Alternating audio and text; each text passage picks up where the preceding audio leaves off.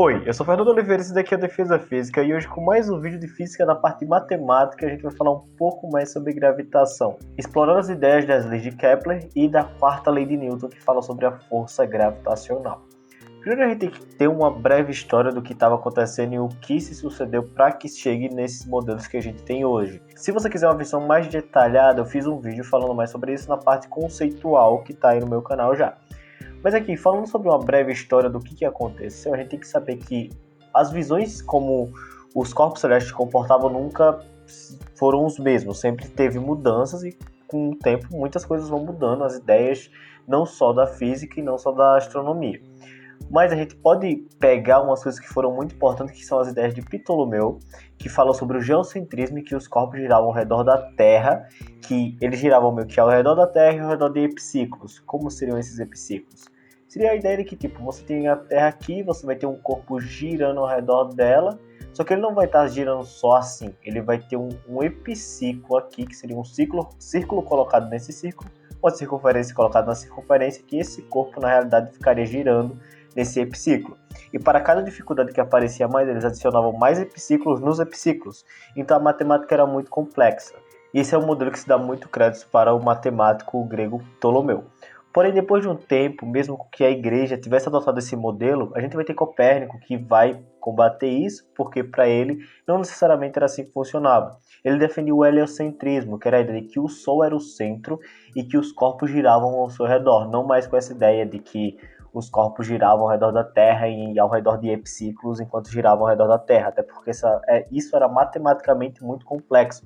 E Copérnico conseguiu observar que quando você colocava os corpos para girar ao redor do Sol e analisava o movimento, isso explicava de maneira muito mais simples o movimento dos corpos celestes. E depois de um tempo você vai ter um astrônomo, que foi Tycho Brahe, um astrônomo muito importante para a história da astronomia, e você vai ter o seu assistente Johann Kepler. E eles foram os responsáveis por observações de alto nível que na época trouxeram resultados incríveis. E pós a morte de Tycho Brahe, a gente vai ter a situação que Kepler pega as suas observações e ele acabou chegando a 3 leis que são de extrema importância para o movimento desses corpos celestes.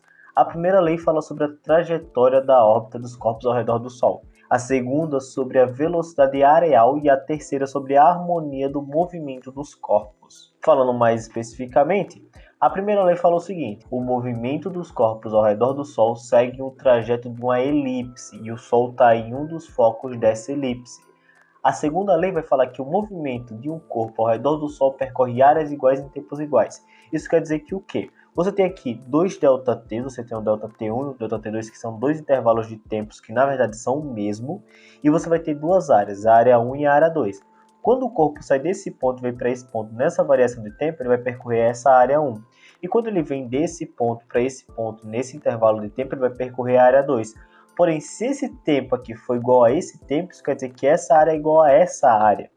É uma situação de simetria, que você vai ter que, quando ele está mais próximo do Sol, ele vai acabar se movimentando mais rápido, então ele vai percorrer uma área que aparentemente deveria ser maior, porém, devido à sua proximidade, o que fica maior é só a distância que ele percorre. Porém, a área aqui, ela não se diferencia dessa daqui, porque mesmo que ele se movimente de uma maneira um pouco mais devagar, você vai ter uma área que vai se estender até esse centro aqui por conta da sua distância.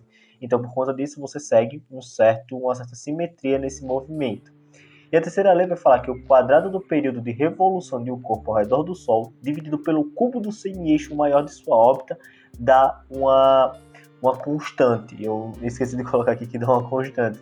Mas isso quer dizer o quê? Se você pega aqui, ó, você vai ter uma tabela aqui com esses valores. Se você pega o raio médio da órbita, ou seja, a distância, quando você está numa situação do movimento ao redor do Sol, que é praticamente circular, você vai pegar a distância até o Sol. Quando você trata de uma elipse, você vai tratar do semi-eixo maior dessa elipse.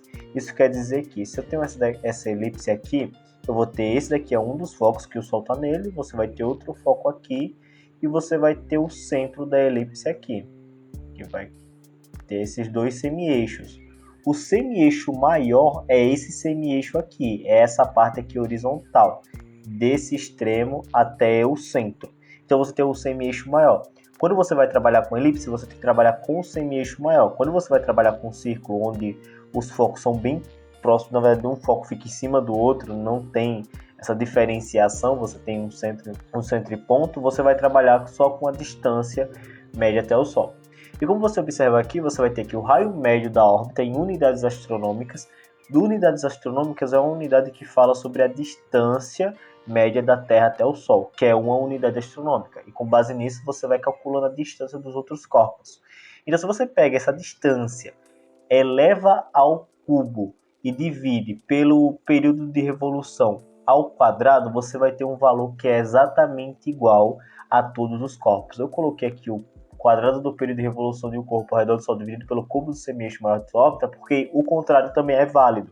Você precisa pegar 1 ao quadrado e depois você pega 1 ao cubo. Quando você faz a divisão, para todos os corpos vai dar a mesma coisa, mesmo que os valores são diferentes, até porque a gente sabe que eles não estão na mesma órbita. Eu tenho o Mercúrio que está bem próximo do Sol, que ele vai ter uma certa velocidade, e devido a isso você vai ter um período de revolução com um tempo específico, que seria mais rápido por conta da sua proximidade.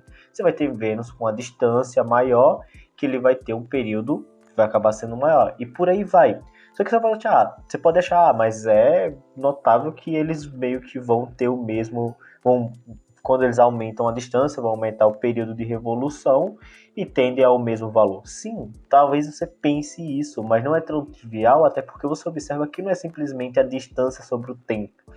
É literalmente a distância ao cubo, você pega um número elevado ao cubo e divide pelo outro número elevado ao quadrado. Não é nada trivial de se observar.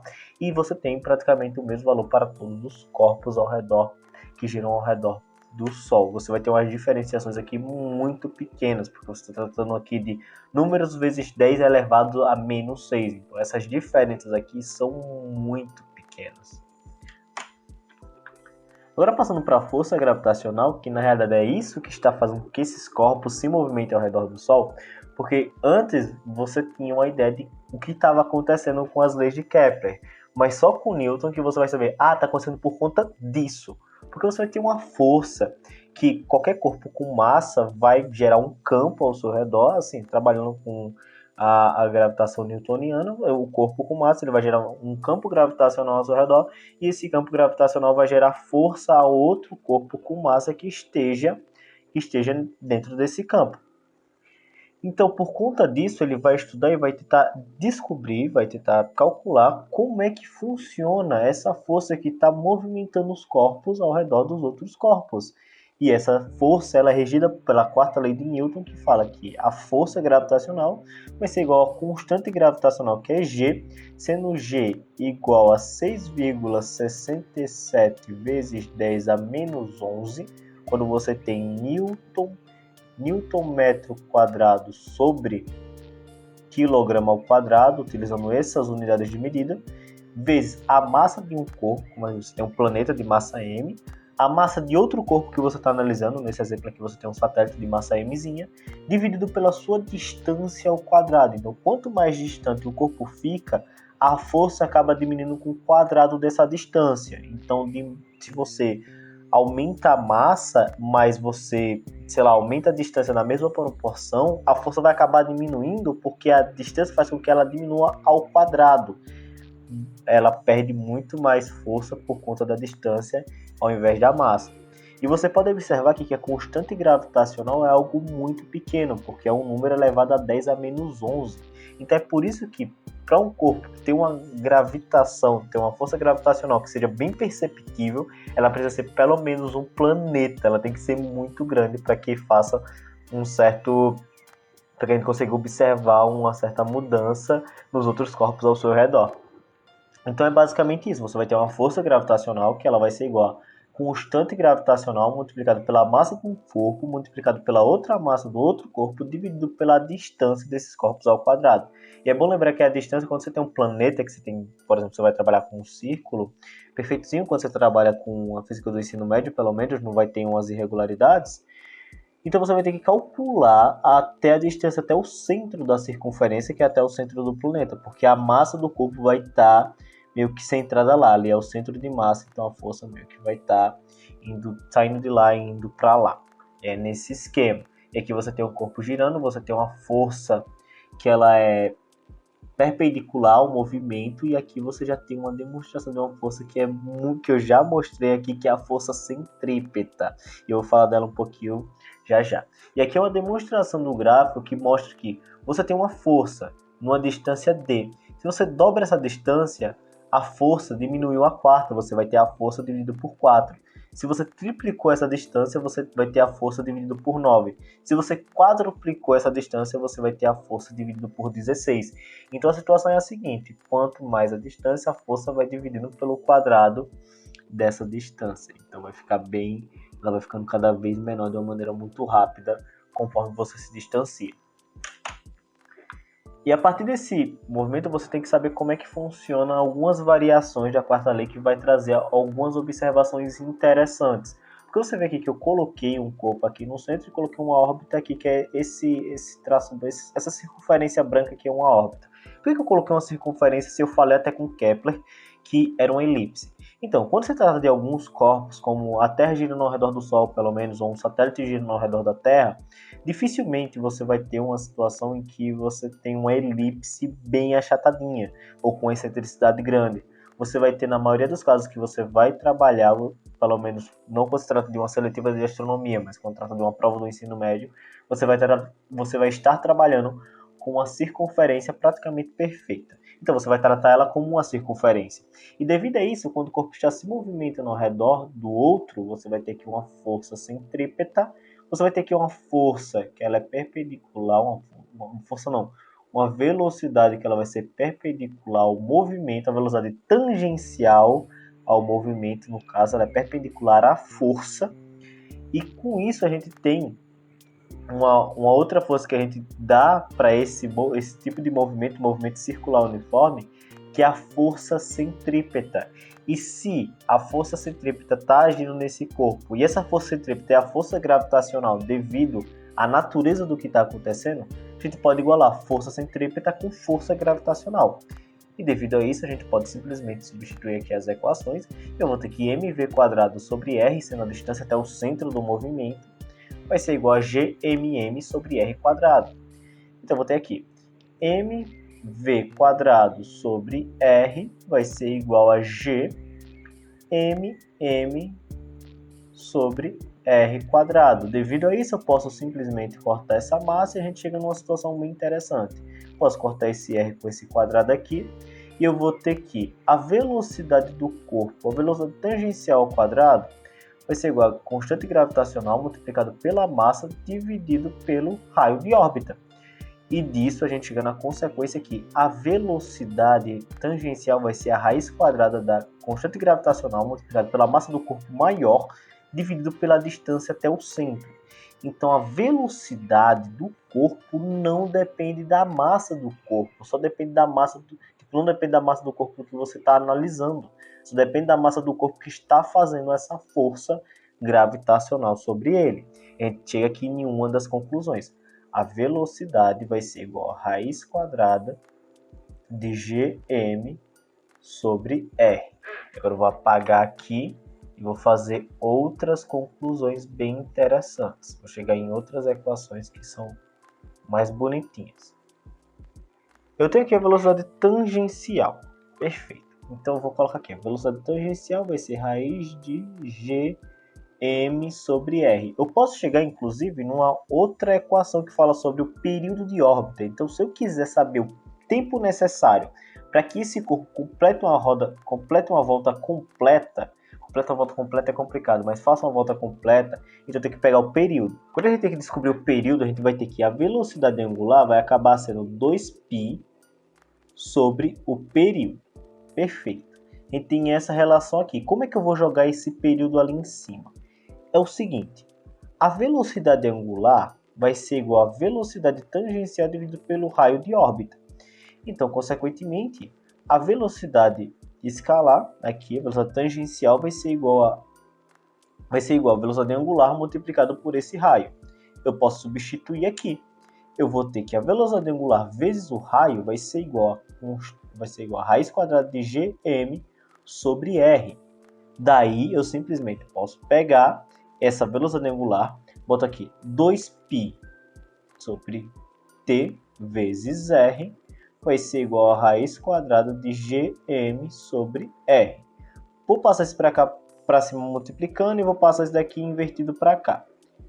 Vou ter aqui a matemática, aqui eu vou ter T, que é o período, vai ser igual a 2πr multiplicado, eu peguei isso daqui e passei para cá invertido, porque o que estava embaixo passei multiplicando, o que estava em cima passei dividindo. Então eu vou ter R sobre Gm. E você pode tanto escrever dessa maneira, como você pode escrever dessa maneira aqui, ó. R cubo sobre Gm. Nesse caso é porque eu elevei esse número ao quadrado e tirei a raiz dele, ou seja, eu não fiz nada com ele. Porque se eu tenho um R, isso aqui vai ser igual a R quadrado sobre raiz quadrada de R. Porque isso daqui não muda nada, eu posso simplesmente cortar. Eu fiz isso com ele, multipliquei com esse daqui, multipliquei com a raiz aqui e deu nessa equação. Então a gente chegou em outra conclusão, que o período de órbita vai ser igual a 2π raiz quadrada de R ao cubo sobre Gm. Aqui, chegamos nessa conclusão. E agora eu vou não vou trabalhar mais com essa equação aqui para achar outro resultado. Eu só vou agora no final chegar na equação da aceleração gravitacional, que é o nosso Gzinho, que normalmente você adota 9,8 ou 10, e na equação que dá velocidade de escape de um corpo para ele sair de órbita. Então vamos lá. Para a gente saber primeiro a questão da aceleração gravitacional, do campo gravitacional, no caso, o Gzinho, a gente vai ter que só igualar isso a m vezes a, porque continua sendo uma força que segue a segunda lei de Newton. Então a força gravitacional vai ser igual a m vezes a, que isso daqui vai ser igual a força gravitacional, que é G m sobre r quadrado. Nesse caso eu só corto m com m. Eu tenho que a aceleração vai ser igual a constante gravitacional multiplicado pela massa dividido pelo raio ao quadrado. E essa aceleração a gente pode chamar, por exemplo, de G, que é o que a gente utiliza, por exemplo, para calcular a força-peso, que é mg. Tem outra equação que vai ser G igual a Gm sobre r quadrado. E agora, quando a gente vai trabalhar com a força, com a velocidade de escape, no caso, a gente tem que trabalhar não necessariamente com a força, a gente vai trabalhar com a energia. Por que energia? Porque se eu tenho um corpo aqui, eu tenho um objeto que está aqui em cima do corpo, esse corpo tem um raio aleatório, eu tenho que trabalhar com a energia necessária. O que vai acontecer? Eu vou trabalhar, na verdade, com a energia mecânica, conservação da energia mecânica, de um ponto de vista que a energia inicial vai ser no corpo em cima, vai ser o corpo na superfície, e a energia final vai ser do corpo no infinito. Vai ser no corpo que saiu de órbita por exemplo, saiu de órbita da Terra, saiu de órbita do planeta. Então eu vou ter uma energia mecânica inicial que vai ser igual a energia, vai ter uma energia cinética, que vai ser exatamente a massa vezes a velocidade inicial ao quadrado, que seria a velocidade de escape que a gente está trabalhando, que a gente está procurando, dividido por 2. Só que aqui vai ser menos a energia gravitacional. A energia potencial gravitacional, que é a energia desse ponto aqui até o centro da Terra. E se eu estou atribuindo aqui para cima que é positivo, então para trás é negativo, por isso que eu estou colocando menos, porque eu vou ter mgr, sendo R esse raio da Terra. E a aceleração está vindo para cá, então eu vou botar como negativo. Então, eu tenho que a energia mecânica inicial vai ser igual a mv² sobre 2 menos mgr. Um ponto. Só que a energia final vai ser no infinito. No infinito, ele vai chegar num ponto que ele não vai ter mais velocidade, porque vai ser bem na fronteira entre ele estar no campo gravitacional e ele não estar mais no campo gravitacional. Então, vai ser bem naquele limite, porque a gente vai trabalhar com esse limitezinho. Então, a velocidade de escape vai ser zero. E essa multiplicação aqui some. Então eu teria menos mgr. Só que como a gente está trabalhando para sair do campo gravitacional, então esse g também some, porque isso daqui vai ser igual a zero. Então multiplica os dois, fica zero. Então a energia final tem que ser igual a zero. E pela conservação da energia mecânica, eu tenho que a energia mecânica inicial vai ser igual à energia mecânica final. Conservação de energia. Isso leva a crer que mv², vou botar v depois eu boto o escape, menos mgr vai ser igual a zero. E daqui eu vou ter que mv² sobre 2 vai ser igual a mgr. Eu posso já cortar essa massa aqui, coitada da massa sempre cortada. Eu vou ter v² sobre 2. Vou substituir esse g por essa equação aqui, que é gmr². Então eu vou botar aqui a constante gravitacional, a massa do corpo maior, aqui o r, sobre r², que eu posso cortar esse quadrado com esse r daqui. Então daqui eu vou ter que a velocidade ao quadrado vai ser igual, passa esse 2 para cá multiplicando, 2gm sobre r, e a velocidade de escape vai ser igual a raiz quadrada de 2gm sobre r. Pronto, chegamos na equação da velocidade de escape. Inclusive, com essa equação você pode descobrir qual o raio de um buraco negro, se você atribuir que a velocidade de escape é a velocidade da luz, e você vai estar tentando descobrir esse raio baseado na massa desse buraco negro. Esse raio é conhecido como raio de Schwarzschild. Não sei falar o nome do cara direito. Vamos lá, então aqui a gente tem a nossa última equação do vídeo, que é sobre a velocidade de escape, que você pode ver que ela é bem parecida com a velocidade tangencial do corpo, a diferença é que ele tem um 2 ali dentro da raiz, então vai ser 2gm sobre r, e a partir dela você consegue saber qual a sua velocidade inicial que você precisa ter para que, sem dissipação de energia, obviamente, você consiga sair da superfície de um planeta até fora do seu campo gravitacional. Para a Terra, se não me engano, esse valor é aproximadamente 11,2 km por segundo. Então, em um segundo, o corpo tem que percorrer 11,2 km. Então é isso, esse foi o vídeo. Espero que você tenha gostado de ter entendido o assunto. Se você chegou até aqui, eu acho que você gostou da minha explicação, então compartilha com algum amigo seu que você acha que vai entender eu explicando esse tipo de conteúdo. Deixe seu like, se inscreve no canal se você quiser receber mais desse tipo de vídeo, ativa o sininho para receber sempre que sair. Então é isso, se você acha que eu mereço um apoio, o seu apoio financeiro, eu também tenho um Apoia-se, eu vou deixar o link aí para você entrar. Então é isso, muito obrigado e tchau!